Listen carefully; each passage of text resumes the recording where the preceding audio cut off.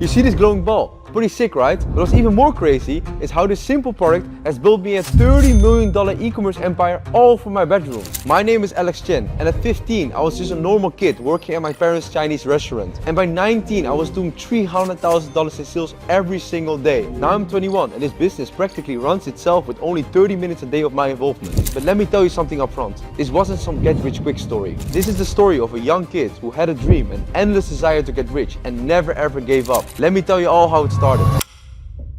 See, before all the Shopify stuff, before the big sales numbers, before everything basically, I was just this kid washing dishes in my parents' restaurant, you know? They were working 7 days a week. I watched them push through everything, no breaks, no complaints ever. And that restaurant wasn't just some business to us, it was survival, man. And growing up like that, it taught me everything about what real work looks like. And I want to tell you my whole story, like the real story, where it all started, the mistakes I made, the breakthroughs, everything. How I went from being that kid in the back of a tiny restaurant kitchen to running an 8-figure empire. But look, if you're expecting some overnight success story, some get rich quick thing, this isn't it. But if you want to know what it actually takes to become successful, keep watching. Look, my parents are both Chinese, but they came to the Netherlands in a completely different way. My dad, he came to the Netherlands as an immigrant, actually right around when I was born. Like imagine that, coming to a completely foreign country, not knowing the language, not understanding anything about the culture. I mean, it must have been crazy for him, you know? I mean, my mom, she's Chinese too, but she grew up in the Netherlands, so it was a bit different for her. And when I was born, my parents already had this very small restaurant in my hometown in the Netherlands. And this restaurant was small, like seriously small. And we're not talking about these fancy Chinese restaurants you see nowadays. Like this was proper old school, takeaway style, classic Chinese restaurant. And we literally lived right next to it. And when I say right next to it, I mean right next to it. The restaurant was literally connected to our house. And that was our whole world back then. Just the restaurant and this tiny living space. I mean, the smell of Chinese food was literally everywhere, all the time. No matter what we did, we couldn't escape it.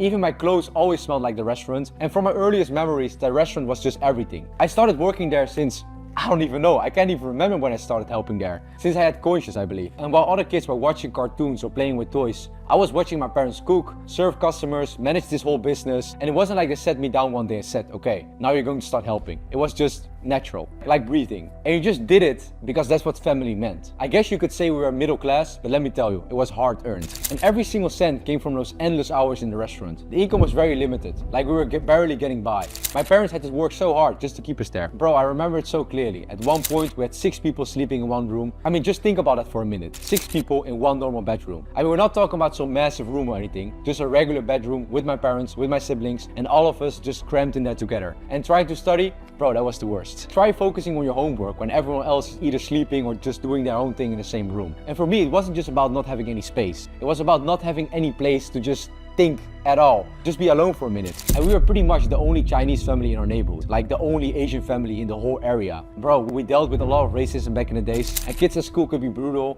And it wasn't just the obvious stuff like name calling, it was all these little things too. And like people making jokes about a restaurant or making fun of my Chinese looks. Like nowadays things are obviously very different, but back then it was really rough, man. But my parents, and this is what really shaped me, that work ethic was just unreal, okay? 7 days a week, no breaks, no vacations, nothing. And I mean like literally no days off. Even when they were sick, they'd be there working. And I remember my mom having this fever once and she was still serving customers. There was literally just no choice. The restaurant had to stay open, bills needed paying, customers needed serving, food needed cooking. And that's what people don't get about running a small family restaurant. You can't just decide like, oh, today I don't feel good, I'm gonna take the day off. Every day you're closed is money you're not making. And when you're immigrants trying to build a life in a new country, you can't afford to lose that money. And the routine was always the same, man. Waking up early for deliveries, prep everything for the day, open the restaurant, work the whole day, clean up late at night, go to bed and do it all over again the next day. No breaks, no complaints, just work. And it was just normal for us. Like I didn't even realize how intense it was until I got older and saw how other families lived. But my parents never really had to explain to me why they worked so hard. You could see it in everything they did. When I was 12, right when I was starting high school, my parents made this crazy decision that just changed everything. And they decided to sell our tiny restaurant and buy this new one that was literally 4 times the size. And not just any restaurant. They went for this all-you-can-eat buffet place. Like that's a massive jump. You have to understand how big this was for us. We went from this tiny place where we could barely fit customers to this huge restaurant. It was like going from running a corner shop to running a supermarket overnight. And the risk they took, man, it was insane. They put everything they had into this move. All their savings, all their energy, everything. The new place was just a whole different game. Like before, it was just basic Chinese food, simple stuff. But now, we had this huge buffet setup. Tons of different dishes, way more customers coming in. And the workload was just crazy.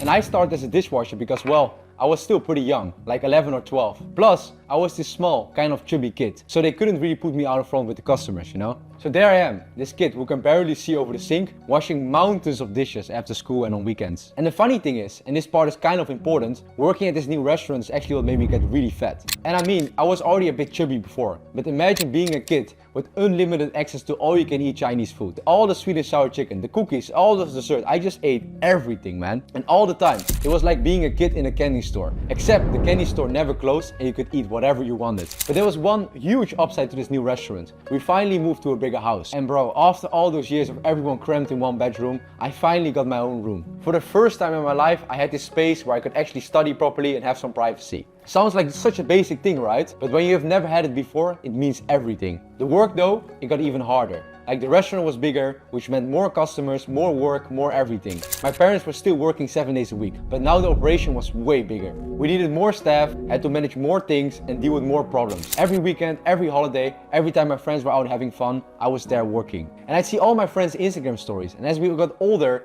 they're all out partying, hanging out, doing normal teenager stuff. And I'm at the restaurant basically taking orders, helping in the kitchen, doing whatever needed to be done. And I'm not gonna lie, there were moments when I really hated it. But I knew it was for the family. Everything we did was for the family. As I got older, I started doing more and more in the restaurant. It wasn't just dishwashing anymore. I worked my way up from the kitchen to cooking, then to the restaurant floor once I looked mature enough, like I learned everything. Taking phone orders, handling payments, dealing with customers, and by my mid-teens I was basically running the place. Not officially of course, but I could do everything that needed doing. But while all this was happening with the restaurant, something else was going on. Remember how I told you I got really fat from all this restaurant food? Well, I reached this point where I just couldn't take it anymore. The comments at school, the way I felt, how I looked, I knew something had to change. And that's where my first real transformation began. Man, I was around 12 or 13 when I finally got fed up. Like properly fed up. You know how kids can be at school? They're brutal. Like every day there'd be these comments, these jokes, being the fat Asian kid. It just wasn't fun. But it wasn't just about what people were saying. It just didn't feel good, you know? I didn't like how I looked, I didn't like how I felt, just didn't like any of it. I remember exactly when I decided to change. It was snowing outside, properly cold. You know how it gets in the Netherlands. And I just thought, you know what? I'm done with this. I didn't join a gym right away because I couldn't. I was way too young and didn't have some fancy trainer or special diet plan. I just went outside and started running. And David Goggins wasn't that big back in the day, so I just purely did out of my own motivation. I just didn't want to be myself anymore. I didn't like my current appearance at all. And I'm not gonna lie, those first runs were fucking brutal. I'm talking about running in the snow, in the rain, whatever weather there was. I'd go out late at night or early in the morning, whenever I could find between school and working at the restaurant. I mean, looking back, I must have looked ridiculous, like this overweight kid, huffing and puffing, running through the streets. But I didn't care. I was just so motivated to change. And the crazy thing is, I couldn't even do one proper push-up when I started. Not one. I had to do the push-ups on my knees and even that was hard. Pull-ups? Bro, forget about it. I couldn't even hang on the bar properly. But I started doing what I could. Push-ups on my knees, trying to do sit-ups, just the basic stuff in my room. And that's when I really got into learning about fitness. I started watching all of these YouTube videos from fitness influencers and learning about calorie deficit, proper form, how to train different muscle groups, everything I could find. And slowly, things started to change. First, I went from being fat to what they call skinny fat. You know what I mean? Like you lost the weight, but I didn't really have any muscle. I was just skinny, but at the same time I was fat. I had a belly. But that wasn't enough for me. Once I started seeing changes, I got obsessed. I mean properly obsessed. Since I couldn't go to the gym yet, I'd work out outside as much as possible. Get some sun while training, right? Two birds, one stone, why not? Eventually, winter came. And training outside in the Netherlands in the winter, bro, it's not fun, I can tell you. That's when I finally convinced my parents to let me join the gym. And that's when everything really changed. Started getting into proper weightlifting, just eating everything, but training hard too. And I actually started getting pretty big by my standards. And for the first time ever, I actually started to like how I looked. Between working at my restaurant, going to school, and now training 4 or 5 times a week as a 14-year-old kid, I was developing this crazy discipline. And looking back now, I think a lot of my discipline came from that combination. Seeing my parents work every single day, no matter what, and pushing myself in the gym even when I didn't want to. So life was pretty normal when I was 15. I was in high school, working at the restaurant, hanging out with friends when I could. And I wasn't thinking about business at all. Like some people have these stories about selling candy at school or running a little hustles aside as kids. That wasn't me. I tried trading Pokemon cards, but I usually got scammed in those deals. Then came this bike ride that changed everything. I was heading home from school with my best friend Simon. Still good friends with him today actually. One of the only guys I'm still friends with from high school. It was about a 20-minute ride home and it was freezing cold like usual in the Netherlands. We were in the middle of this ride and Simon just turns to me and says, "Hey, have you ever heard about selling on bol.com?" And for people who don't know, bol.com is basically like the Amazon of the Netherlands. And I was like, "No, what's that?" And I'd never heard of the word e-commerce before in this conversation. They didn't teach us about that stuff in school. And I remember it very clearly. And that same evening, Simon sent me this video and I watched it from start to finish while lying on the couch. And man, I still remember that moment so clearly. It felt like I discovered fire or something. It was just a basic tutorial about selling on bol.com, but in my head, it was like all these possibilities were suddenly opening up. And I started researching there immediately, right there on my phone. Just Googling everything I could about how to sell online. But then I hit my first roadblock, okay? To sell on bol.com, you needed a registered company. And at 15, I couldn't open a company. I was just too young. My first reaction was just like, bro, this is not for me, I'm gonna give up, you know? I'm just gonna wait until I'm 18, like this is not for me right now. I wanted to forget about it. But I couldn't stop thinking about it. If I couldn't sell on bol.com, there had to be another way. And that's when I started looking into Marktplaats. It's like the Dutch version of eBay. The great thing about that is you didn't need a company to sell on there. So the first thing I did is literally go around my house, go into my siblings' room, go into my parents' room. I was just looking for things I could sell. And I was so excited about this idea that I was literally ready to sell my mom's stuff just to get started. And that's how bad I wanted to try this. Then I noticed something. AirPods had just come out and not everyone could afford real ones. And that's where I saw my first opportunity. So I already knew about Alibaba, but I started with AliExpress first. I just ordered one piece, put it on Marktplaats, and just to test it out. I just wanted to put it on the platform and see if it actually worked. And it literally did. I got my first sale and literally got sold probably the same day.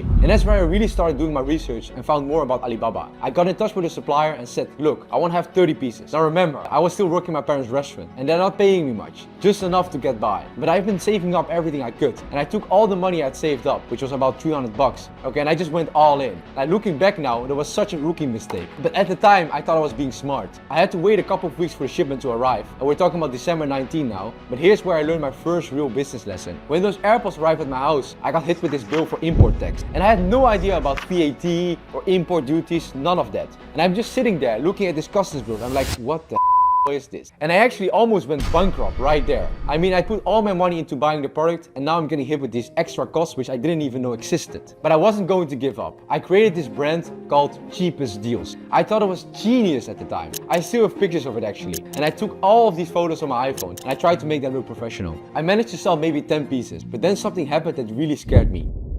I got this message from a lawyer. They basically said I wasn't allowed to sell these. I was terrified. I'm just this 15-year-old and now I'm getting these legal threats. And when I did the math, it was pretty clear. I was losing money. What I was spending on advertisements, I wasn't getting back. The margins weren't there. I mean, to this day, I still have about 10 of those fake AirPods sitting in my house somewhere. But even though I lost money on that first attempt, those lessons were priceless. I learned about import taxes, advertising costs, legal issues, everything that could go wrong in the e-commerce business. And instead of discouraging me, it just made me more determined to figure this stuff out. So check this out. Fast forward to February 2020, and Simon, yeah, the same friend who told me about e-commerce, he calls me up on FaceTime and says, bro, have you seen the news? The first case of COVID just hit in China. And it's this new virus they're calling coronavirus starting to make headlines. And Simon goes like, bro, we should sell face masks. The moment he said it, I literally face palmed and I looked at him, I was like, bro, this is genius. I mean, the virus was spreading very fast in China. And even though there weren't any cases in Europe yet, we could see where this was going. So first thing I did, as a creature of habit, I went back to Alibaba, started reaching out to suppliers, trying to find face masks. But here's the thing, all the suppliers in China,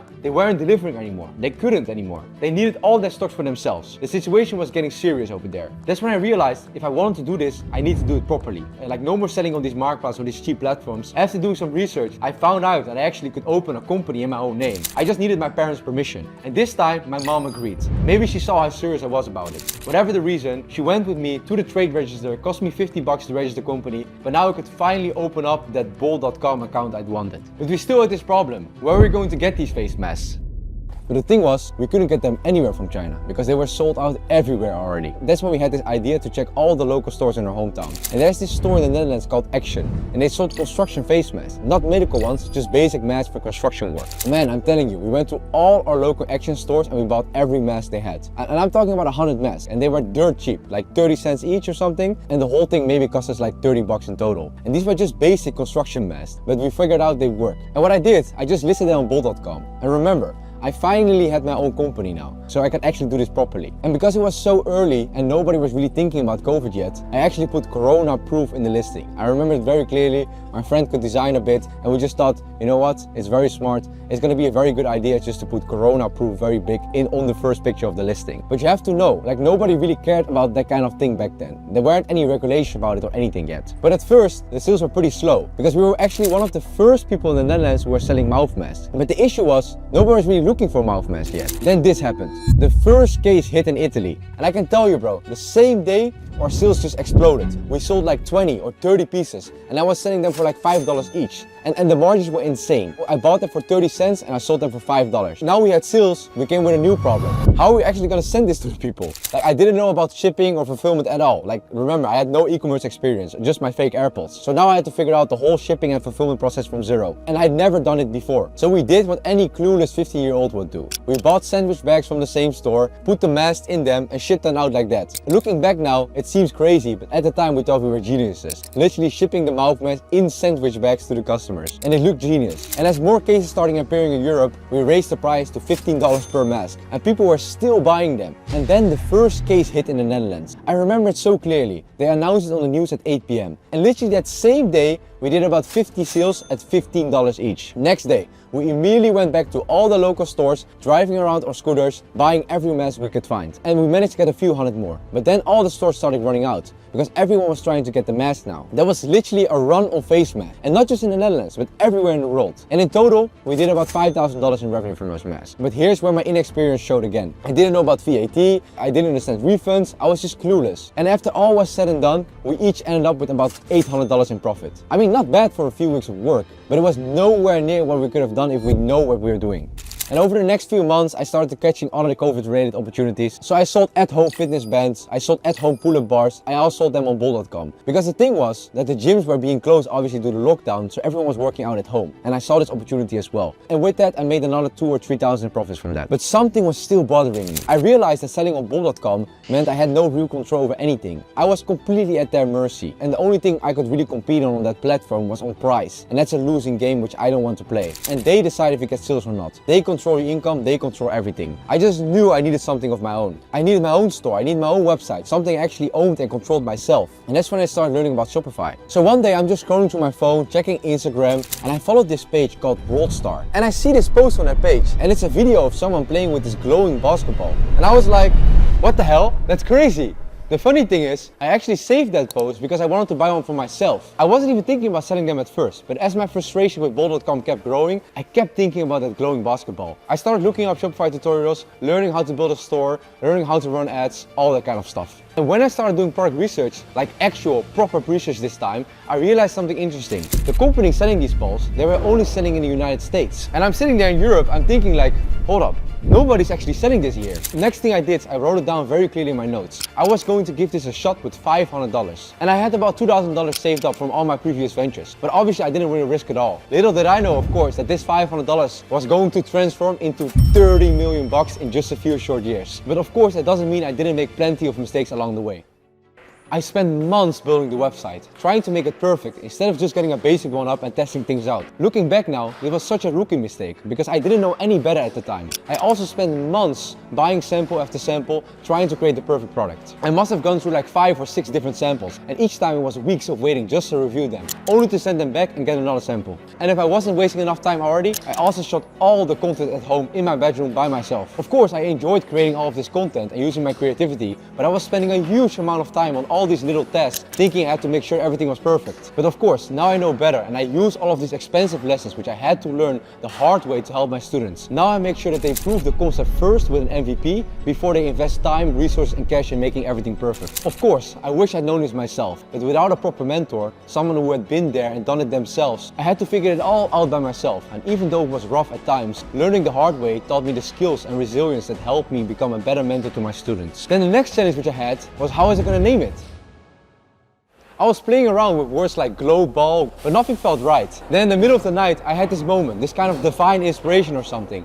The name Bright just came to me. I started asking my friends what they thought about it. They weren't really that excited, just kind of like, yeah, that's a good name. But I knew it was right. I just felt it. I remember showing this sample ball to my mom. I went into her bedroom all excited, like, look at this, look how cool this is. I'm going to sell this. And she just looks at it and goes like, who the fuck is going to buy this? Nobody's going to buy this from you. This isn't special. And she just completely roasted me. But I believed in it. I just knew there was something there. So a few weeks later, I put my first ad live and nothing happened. Like absolutely nothing. I spent a couple of $100 on ads and it just didn't work. No sales, nothing. And this was probably one of the darkest moments in my journey. Think about it. I spent months building the website, creating all this content, perfecting the product, and I really believed in it. And now, nobody wanted to buy it. And then, right in the middle of the struggle of the business, you won't believe it, my girlfriend broke up with me. And it was my very first girlfriend. I'm talking my first relationship. And bro, when you're in high school, that first breakup just hits different. Everything just felt like it was falling apart all at once. The brand wasn't working, I was heartbroken, I still had to study for school, and it felt like the whole world was against me.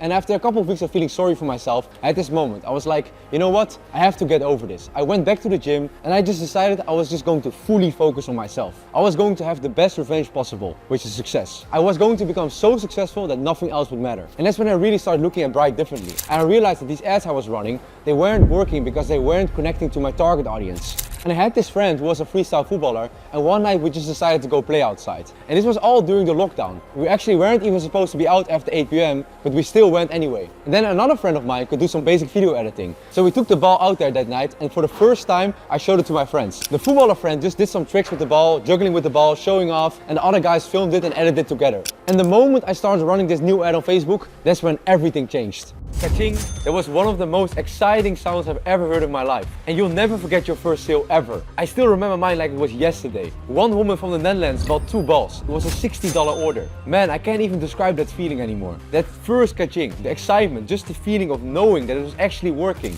It just completely blew me away. 1 second, I'm sitting in my bedroom, still kind of depressed, and suddenly a ka-ching. And then suddenly, an hour later, another sale. Someone else bought one. That day, I did $150 in revenue. I think I probably just broke even on the day, but that didn't matter. What mattered was that I saw it could actually work. People actually wanted to buy this product. That same night, I went deep into Facebook ads. I was so motivated right now. Finally, after all these months of work, people were actually interested in what I was selling. That first ka-ching just changed everything. I started getting better and better at Facebook ads. Like it was something that just clicked in my brain. I went from doing $100 a day to suddenly $200 a day, then $300 a day, then $500 a day. Before I knew it, I hit my first 1K day. The scaling wasn't simple. Every time I started to grow, I hit these resistance points. Like I was shipping everything from the Netherlands, right? There was a massive mistake which I made. Every time that I wanted to scale up, I had to wait for the new stock to come in. And when you're shipping from China to the Netherlands, that just takes time. The real challenge was that I had to put all the revenue into buying new stock. I meant all of it. I was literally living off my mom's cooking because I couldn't spend money on anything else anymore. Every cent I made went straight back into buying more inventory. I still remember so clearly. I was sitting in economics class, refreshing my Shopify dashboard. I showed my friend Simon. He was the only one who knew about my revenue. I said, bro, look at this. I've done $8,000 in revenue today already. And that was the moment I realized school wasn't for me. I'm sitting there in economics class thinking, my economics teacher doesn't even make this kind of money in a month. And I just made it in a fucking day. But here's the crazy part. I was still packing everything myself. Seriously, can you imagine that? I was manually printing tickets and packing and shifting everything from home. I turned my house into one big warehouse and it drove my family mad. Wall to ceiling, boxes packed full of Bright balls. You know why? Because I didn't know what a fulfillment center was. Nobody was teaching me any of this kind of stuff. I didn't have a mentor, didn't have a coach. I was just watching YouTube tutorials and figuring it out as I went along. So my house became one big fulfillment center. The first pallet of inventory that came in, man, there was something different. Boxes everywhere, orders piling up. I had to pack everything and get it to the local parcel station before the deadline at 8 p.m. Otherwise it wouldn't ship on time. The routine was just brutal. I'd go to school at 7 a.m. when it's dark, come home at 5 p.m. when it's dark.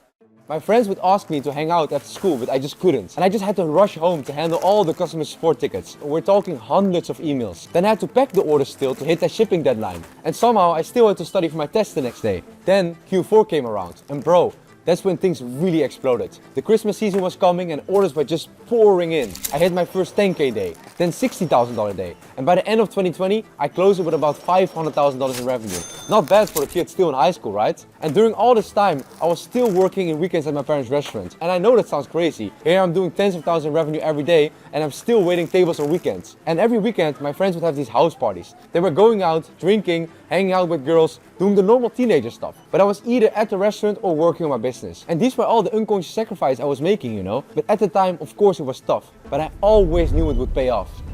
And battling with fulfillment was draining. It was like being trapped in a loop. I knew I had to get serious about systems, and a huge part of that was sorting out my fulfillment issues. I was wasting so much of my time packing the orders myself, so I started researching how other people handled their fulfillment. And that's when I realized that a fulfillment center was the answer. You see, if someone else was handling all my packing and shipping, it freed me up to do all the things that really moved the needle and helped the business grow.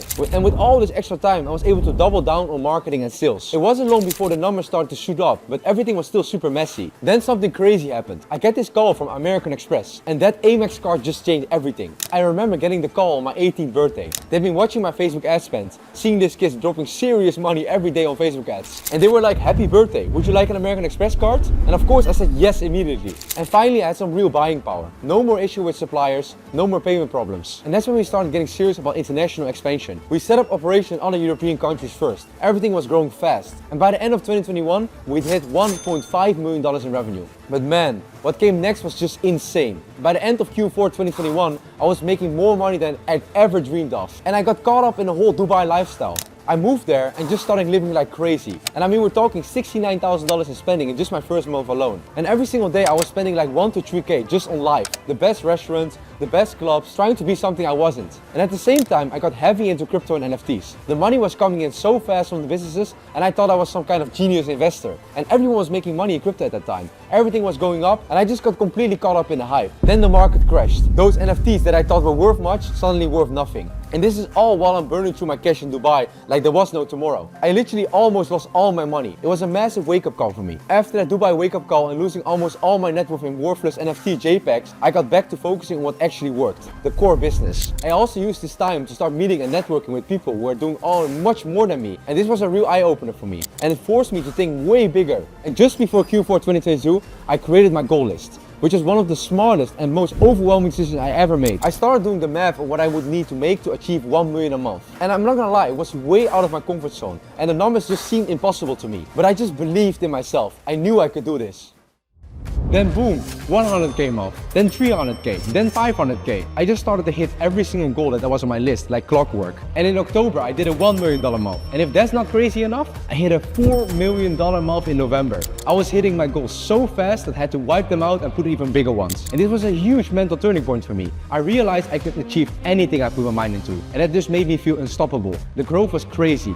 We were expanding into different markets, the UK store, the US store, and everything was working exactly like we planned. And when Q4 hit, the timing was just perfect. The 2022 Qatar World Cup was going on, and demand for my product had never been higher. Everyone wanted in on the action, and Bright was there to deliver. I remember like yesterday, the first time we hit $100,000 in one single day. It was just insane. But what was even crazier, it wasn't just a one-off thing. We started hitting those numbers regularly. I was seeing other guys in e-commerce showing their stats, but a lot of them were pretty secretive about their brands and their real numbers. But I knew what we were doing. I knew I was outworking everyone else. I just kept pushing, kept optimizing, kept scaling. And there were plenty of people trying to copy what we were doing. And that's when I started to get a name in the industry. People were noticing. From 100k days, we pushed to 200k days. And then on Black Friday, we hit $300,000 in one single day. Think about it, $300,000 in one day. That was more money than most people were making in 10 years. And we were doing that in 24 hours. Then, going into 2023, I started thinking bigger. I wanted to make this business actually sellable. What I mean with that, a proper company that could run without me. And I spent almost the entire year thinking about and implementing these systems. It was one of the most expensive winters of my life. Investing in infrastructure, hiring key people, setting up proper operations. Man, it was super stressful. Imagine going from running everything yourself to having to trust other people with $1 million decisions. We even got to a point where we're doing a minimum of 100,000 to 115,000 every single day. Like that was just the baseline, every single day. And I spent months getting everything ready for a potential sale, like systemizing everything, just making sure that the business could run without me. And believe me, it was working. We were hitting these crazy numbers consistently. The company was valued in the millions. But here's the thing about trying to sell a business. There's so much stuff you don't see coming. The interest rates were getting crazy. Banks were being super careful with lending, and a lot of deals were falling through. Not just mine, but everywhere in the industry. After all that work getting ready for a sale, it didn't end up happening. But you know what? Looking back now, it was probably for the best. Because all those systems we put in place, they made the business run better than ever. Looking back at when I was 15 and starting from zero, And bro, I had such a different mindset. Now, 6 years later, and my life is completely unrecognizable from when I started. The person who I originally employed as customer support, who I promoted to be customer support manager, became the COO, and is now my right hand running Bright on a day-to-day basis. I mean, these days, I barely have to spend more than a couple of hours a week on it. It's all automated, all systemized. Exactly what I wanted. I mean, just not in the way I expected. But going through all of this, making millions, experiencing both the hype and the hard times, it completely changes your perspective. Me and my team are still crushing it with Bright. They run everything from A to Z and the business is still growing. Now I spend most of my time building new brands and mentoring other people who are also looking for success in e-commerce. And I'm taking all the lessons which I had to learn the hard way, and I'm using that knowledge to help other people achieve their dreams. Just like I achieved, and I'm still achieving mine. And I want to stop young entrepreneurs making the same mistakes I made. I want to give people the skills, the knowledge and the strategies they need to build real businesses that create real value. But I'm also very upfront about everything. Starting any kind of business is more work than people think. Remind yourself,